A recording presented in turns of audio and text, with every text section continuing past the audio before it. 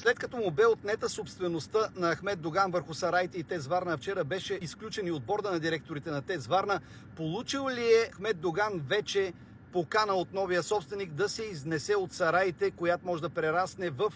изпълнителен лист и принудително извеждане с полицията? Дали това е част от войната на Делян Пеевски срещу Ахмед Доган? И може ли това да доведе до тежки сблъсъци на етническа основа, нещо, което от 30 години не сме виждали? За да разберете отговорите на тия въпроси, трябва да разберете защо Делян Пеевски се е вкопчил в ДПС, а Ахмед Доган прави всичко възможно да го изключи от партията. За да си отговорите, трябва да ви е ясно, че за Делян Пеевски е изключително важно да се яви на тези избори с марката ДПС като неин председател, което да му даде право той да регистрира листите на движението в ЦИК за предстоящи избори и той да определи кои ще бъдат депутати в следващия парламент от ДПС, които да бъдат под негов контрол, които да са колкото може повече на брой, да може той да влияе на политическия курс на страната през Народното събрание, държейки под контрол всички депутати до един от ДПС и съответно да накланя везните в полза на една или друга посока. Защото само с консолидирано ДПС, което обединява гласа на всички избиратели на ДПС от смесените региони,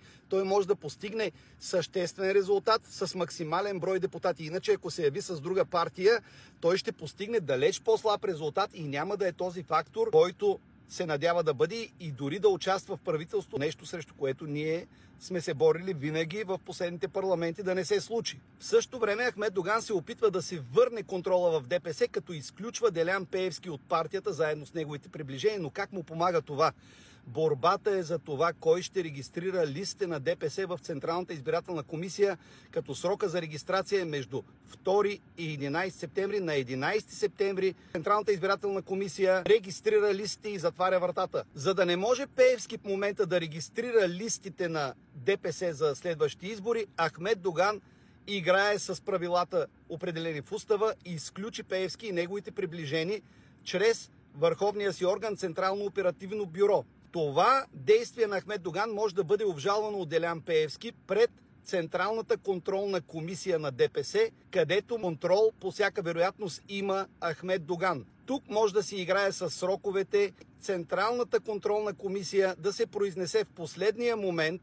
председателя на партията Джевдет Чакъров да внесе промените в съда, да бъдат вписани в последния възможен момент, да речем на 11 септември, Джевдет Чакъров, като единствен вече председател на Движението за права и свободи, да внесе листата с депутатите лоялни на Ахмед Доган в Централната избирателна комисия, точно преди срока да изтече и ЦИК да затвори вратата и Делян Пеевски да няма време да обжалва пред съда, дори и да обжалва и съда да се произнесе в негова полза, срока ще е минал и той няма да може да регистрира листите. На фона на това се очаква тежък отговор от страна на Делян Пеевски, който, ако не успее да принуди Доган да даде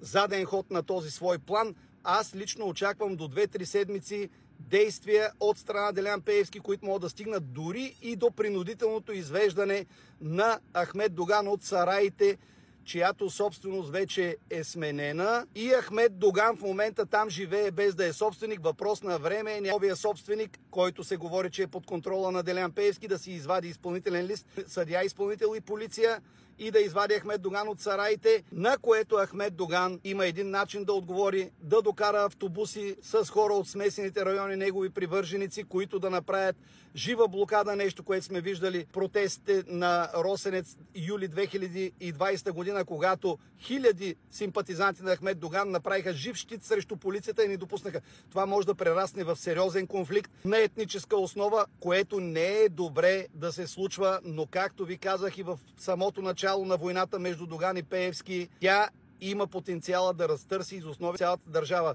Това ще е най-тежката предизборна установка с едни много тежки избори за всички партии. В това време, както ви казах, лидера на най-голямата партия Бойко Борисов, който трябва да излезе и да вземе политическо отношение по въпроса, той мълчи и се прави, че го няма. Зависимостите от Пеевски и от прокуратурата са страшна работа, само че за политиката трябва да имаш